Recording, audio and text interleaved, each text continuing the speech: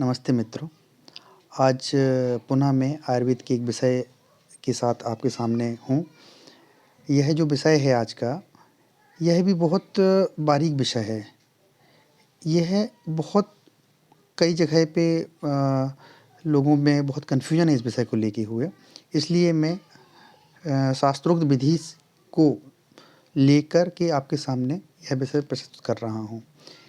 इसमें बहुत सी उस जो कमियां हैं जो लोग समझ नहीं पाते हैं, वो मैं आपके शास्त्रों के हिसाब से ही आपको बताने जा रहा हूँ। ठीक है? यह विषय जो है, यह हमारे किचन से शुरू होता है। किचन में हमारे जीरा रहता है, अजवाइन रहता है, सौंफ रहती है और एक प्रकार का अजमोदा रहता है। ये 4 चीज़ों में बहुत कन्फ्यूजन रहता है और ये बहुत ही उपयोगी है। हमारे किचन से हमारे स्वास्थ्य तक जाने का एक अच्छा सा साधन है, एक अच्छा रास्ता है। तो इसको समझना बहुत आवश्यक है। लोगों में बहुत कन्फ्यूजन है, विशेषकर अजवाइन और जीरे को लेके। तो मैं इसको आपके सामने प्रस्तुत कर रहा हूँ। इसको ध्यान से सुनिए और इसको अपने रोज़मर्रा में उपयोग में भी लाया जा सकता है। देखिए, जैसे सबसे पहले मैं विषय लेता हूँ जीरा। ठीक है?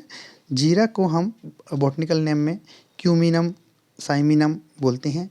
ये चारों अम्लाइकल फैमिली से आती हैं। ठीक है? इसलिए जीरे सबका स्वरूप लगभग एक सा रहता है। तो जीरा जो क्यूमिनम, साइमिनम होता है, मैं आपके सामने सभी के गुण, रस, गुण, वीर्य, विपाक के हिसाब से करूँगा। क्या होते हैं ये? सबका एक रस होता है, टेस्ट सबका एक रहता है। उसका गुण रहता है जिस पे वो काम करता है। एक वीर्य रहता है, वीर्य मतलब उसकी तासीर कैसी है, गर्म है या ठंडी है। और आखिरी है विपाक, कि पचने के बाद इसका क्या काम है, कैसा रहता है, उस पे मैं आपको बताने जा रहा हूँ। इससे ये समझने में अच्छा रहेगा और आप इसका उपयोग भी कर सकते हो। तो पहला विषय मैं जीरक लेता हूँ, क्यूमिनम साइमिनम। इसका जो गुण बताया गया है शास्त्रों में, वो लघु और रुक्ष है। मतलब लघु मतलब हल्का है, रुक्ष मतलब रूखा है। ठीक है? तो हल्का रूखा हुआ है।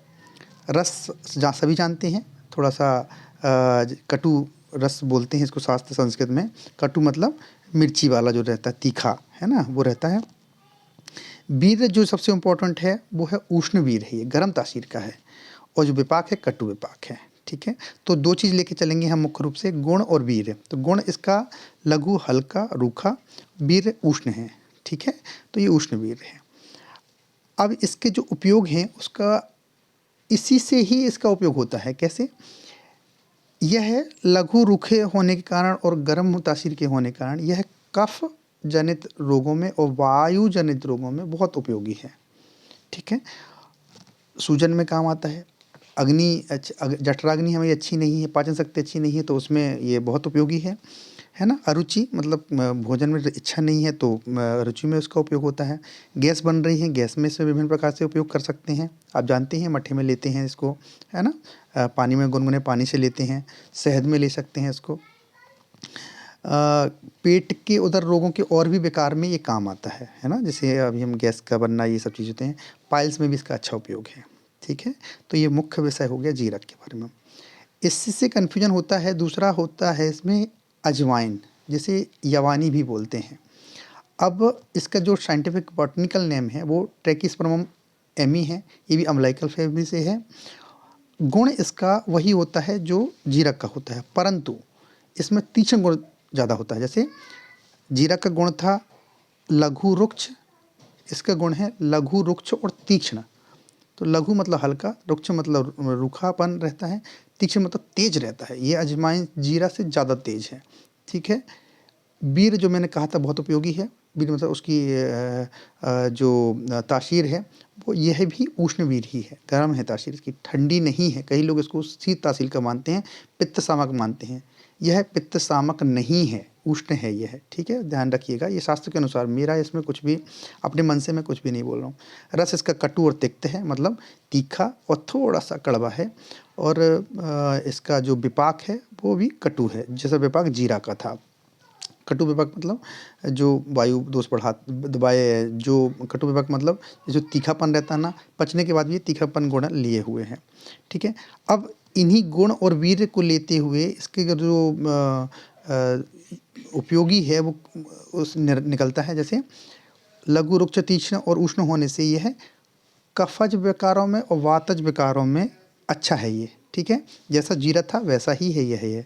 पित्त को पर यह है क्योंकि तीक्ष्ण है तो पित्त को वो भी बढ़ा रहा था, ये भी बढ़ाता है, बल्कि ये अजवाइन ज़्यादा बढ़ाता है, ठीक है। अब कफ और वात शामक होने से यह वायु दोष दर्द में के लिए कारण है ना। वायु दोष होता है तो दर्द का कारक होता है वो। तो यह वेदना स्थापन मतलब यह दर्द को कम करने में उपयोगी है। सोथर मतलब सूजन स्वेलिंग वगैरह कहीं पे है उसको कम करने के लिए। पेट अनुलोमन मतलब मल का नीचे की तरफ सरकाना में इसका उपयोग है। अग्निमंद जो जीरक का था कि अग्निमंद है, भूख अच्छा नहीं लग रही है, अपच है, तो उसमें भी इसमें काम आता है। बच्चे है ये अजवाइन मतलब बच्चे मतलब जो आपकी वाणी को अच्छा करता है, इसमें भी इसका उपयोग होता है। अपन इसको कई प्रकार से उपयोग भी करते हैं। विषग्न है, विषग्न मतलब जहर को कम करने वाला है। कई जगह इसका शहद में लेके इसको लेप करते हैं, कहीं बिच्छू काट ले या कोई जंतु काट लें तो उसका ये अजवाइन का हम उपयोग उसमें मिला के किसी चर्म रोग में या बिच्छू वगैरह के जो दंश स्थान रहता है उसमें भी उसको वो करते हैं और लेप करते हैं, तो उसमें काफ़ी राहत मिलती है उसमें। इसका जो उपयोग है वह है अरुचि मतलब खाने में रुचि नहीं आ रही है, अग्निमंद है, अजीर्ण है, गैस बन रही है, अध्यमान है, पेट का दर्द में भी बहुत अच्छा काम करता है ना। कृमि रोगों में पेट के जो कीड़े रहते हैं उसको भी मारने में भी इसका बहुत अच्छा उपयोग है। हृदय दौर्बल्यता है ना, हृदय से संबंधित कोई समस्या है उसमें भी यह काफ़ी उपयोगी है।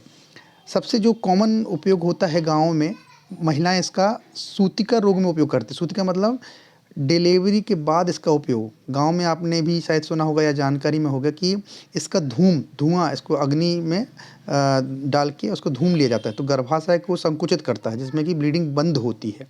यह इसका बहुत अच्छा उपयोग है और लोग अभी भी प्रैक्टिकल पे करते हैं इसको। इसे बोलते हैं गर्भाधान शोधन। वायु को दोष को कम करता है, उसके क्रैम्प्स को कम करता है गर्भाशय को, उसके बाद के डिलीवरी के बाद के दर्द भी कम होता है संकुचन से, संकुचन कम करता है, पेन कम करता है, ब्लीडिंग रोकता है और दर्द में राहत मिलती है, ठीक है। इसका जो उपयोग है चूर्ण के रूप में भी ले सकते हैं या सीधा भी ले जा सकता है। आगे है अजवाइन से ही मिलता जुलता अजमुदा होता है। ये अजमुदा और छोटा होता है, अजवाइन जैसा ही होता है पर और छोटा होता है। इसका जो बॉटनिकल नेम है ये कैरम रॉक्सबर्जियम, ये भी अम्लाइकल फैमिली का है ये, ठीक है। इसका जो गुण है वो लघु रुक्ष तीक्ष्ण, जो गुण अजवाइन का था या यवानी का था या अजवाइन का था वही इसके गुण हैं। वीर इसका भी उष्ण है, रस इसका कटु है, विपाक इसका कटु है, ठीक है। तो ये जो अजवाइन और अजमोदा का दोनों अलग ही अलग हैं और दोनों के गुण धर्म पर सेम है ना, वो अंतर नहीं है।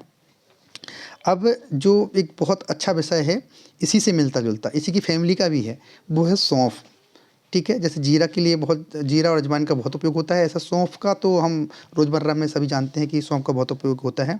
तो इसको आखिरी में मैंने विषय में रखा है क्योंकि ये बहुत इंपॉर्टेंट है, ये भी इसी से संबंधित।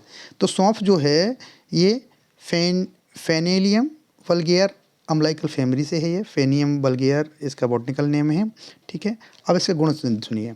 बाकी सबके गुण लघु और रुक्ष थे, अजवाइन उसके तीक्ष्ण गुण था, परंतु यह लघु और स्निग्ध है। लघु मतलब हल्का है, स्निग्ध मतलब चिकनापन लिए हुए है, रूखा नहीं है ये सौंफ, ठीक है। दूसरा इसका जो वीर है, बाकी तीनों के वीर उष्ण थे, इसका वीर शीत वीर है, ठीक है। तासीर इसकी ठंडी है। रस इसका हल्का सा मीठा मधुर और मधुर कटु तिक्त, हल्का सा मिर्ची नुमा कड़वा और थोड़ा सा मीठा, मधुर गुण भी प्रधान है इसमें, ठीक है। और विपाक जो है वो मधुर है, सबका विपाक कटु था, इसका विपाक मधुर है। इसी में इसके गुण धर्म छुपे हुए हैं। हम भोजन के बाद मिश्री के साथ मधुर इसको लेते हैं, क्यों? क्योंकि इसका मधुर विपाक है, पाचन में सही है। बाकी गुण धर्म ये लिया हुआ है तीनों के, है ना, पर यहाँ पे लघु और स्निग्ध होने से और वीर शीत होने से इसके गुण धर्म थोड़े से बदल जाते हैं जीरा और अजवाइन से, ठीक है। तो अब जहाँ भी दृष्टि की बात आती है, जहाँ भी बुद्धि की बात आती है, मेधा से संबंधित बात आती है, वहाँ पे आपकी उष्ण चीज़ ज़्यादा काम नहीं करती, वहाँ पे थोड़ा शीतल चीज़ें ही उपयोग में आती है। इसलिए इसका उपयोग दृष्टि रोगों में भी आता है और मेध रोगों में भी इसका उपयोग करते हैं, या मेधा को बढ़ाने के लिए, स्मरण शक्ति के लिए या ब्रेन से संबंधित जो भी चीज़ें हैं उसका उपयोग इसमें लिया जाता है, ठीक है। तो यह शीत गुण होने से, वीर्य होने से और स्निग्ध गुण होने से, मधुर रस होने से यह वात और पित्त का सामक है। बाकी सब कैसे थे? कफ और वात के सामक थे, यह वात और पित्त का सामक है, ठीक है। परंतु यह कफ बढ़ाता नहीं है। बाकी सब में पित्त बढ़ा रहे थे, यह वात और पित्त को कम करता है, वायु दोष और पित्त दोष को कम करता है, पर कफ को बढ़ाता नहीं है। इसलिए इसको भोजन के बाद हम मिश्री के साथ उपयोग करते हैं, ठीक है। इसका उपयोग मेद के लिए रहता है, आँखों के लिए भी होता है ना। वोमिट सेंसेशन आ रहा तो हम मिश्री और सौंफ जो लेते हैं, या सौंफ ऐसे भी हम उसका रस थोड़ा थोड़ा लेके मुंह में चबा सकते हैं, उसको रस लेते रहेंगे तो उल्टी की जो इच्छा होती है वो कम हो जाती है। लघु होने से यह दीपन पाचन भी है, पाचन शक्ति में भी ये उपयोगी है हमारे लिए। और अनुलोमन, यह भी अनुलोमन है, इसलिए भोजन के बाद हम इसको लेते हैं कि अनुलोमन करें, भोजन को नीचे लेके जाए, आमाशय से यह आंत्र की दिशा में लेके जाए, भोजन का पाचन सही कराए और भोजन में रुचि बढ़ाए, क्योंकि मधुर रस है, टेस्ट इसका अच्छा रहता है अजवाइन और जीरक से।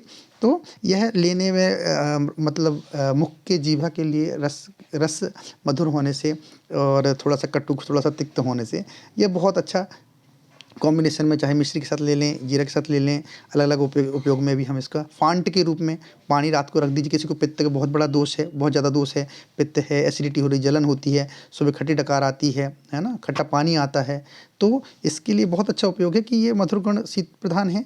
रात को आप 1 चम्मच अजवाइन को 1 गिलास पानी में डाल बस दीजिए, सुबह उठ के या तो गुनगुना करके पी लीजिए या तो सिर्फ छान के उसको पी लीजिए। यह एक फांट कल्पना के अंतर्गत आता है। तो ये इसमें भी इसका पित्त शामक भी इसका गुण है, उसके हिसाब से इसका उपयोग किया जाता है। तो मैं आशा करता हूँ कि आपको ये 4 चीज़ें जो बहुत उपयोगी हैं, हम बहुत कन्फ्यूज रहते हैं इसके लिए। तो इसमें आपको कई जगह मैंने सुना है अजवाइन को लोग पित्त शामक बताते नहीं हैं, मैंने इसलिए आपको क्लियर किया। आशा करता हूँ कि आपको ये वीडियो पसंद आया होगा। नमस्कार, जय आयुर्वेद, जय धन्वंतरि जी।